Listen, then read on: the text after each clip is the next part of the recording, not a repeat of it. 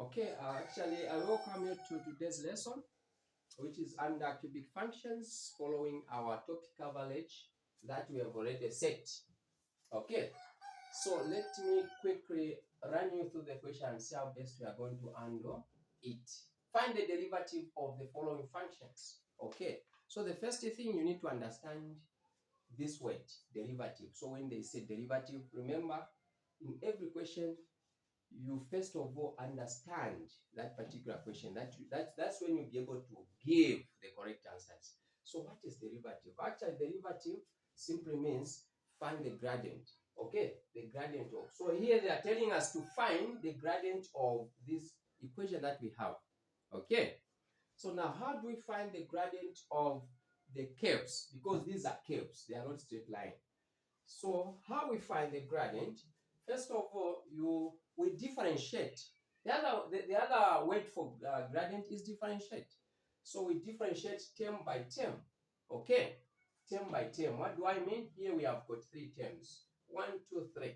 So it is term by term. So we'll start with the first term, which is negative x power 3. So how do we differentiate? So what we do for us to differentiate, you need to go direct to the power. You multiply the power times the coefficient of that same term. So what is the coefficient of negative x power 3? The coefficient of negative x power 3 is negative 1. So you are going to say 3 times negative 1. What is the answer? The answer will be negative 3. Then you write x. Then that power will be affected, okay, will be decreased by 1. Always, that is the standard.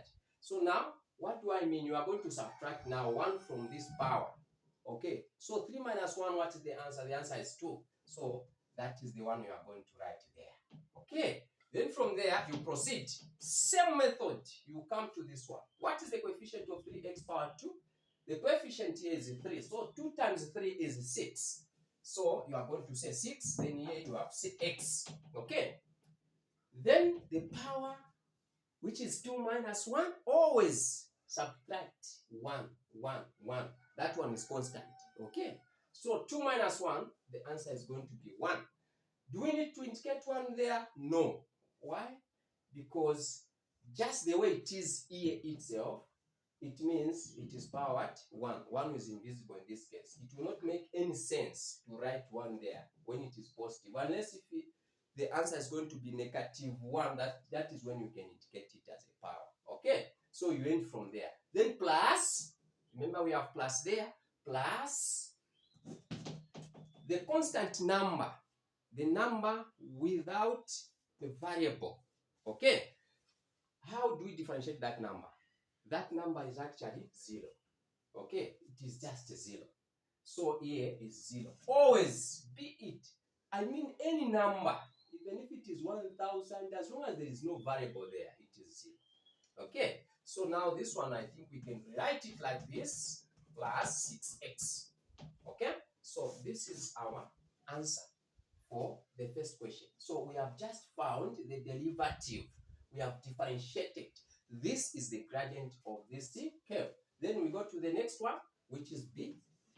Okay, this one now will just go direct. The first thing that you are going to do here, first of all, you need to get rid of the brackets that we have there.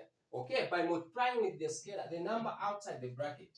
So when we say 2 times x power 4, the answer is going to be 2x power 4. Then 2 times negative x is negative 2x. Then plus 9. Okay, then from there now, we start applying the same what? Method. So here, 4 times 2, it's 8. Okay, 8x. Then 4 minus 1, 3. Okay, minus. Now, when you have 2x, to differentiate the term like the one which has only as a what? A variable, which is less to power 1. The answer is just 2. You just remove the what? You don't need to waste much time here. Just remove that variable. Then you just write 2. Then plus, that one as usual is 0. So x 8x power 3 minus 2. So this is our what? Derivative of the second what? Curve that we are given. thank you so very much for actually following the concept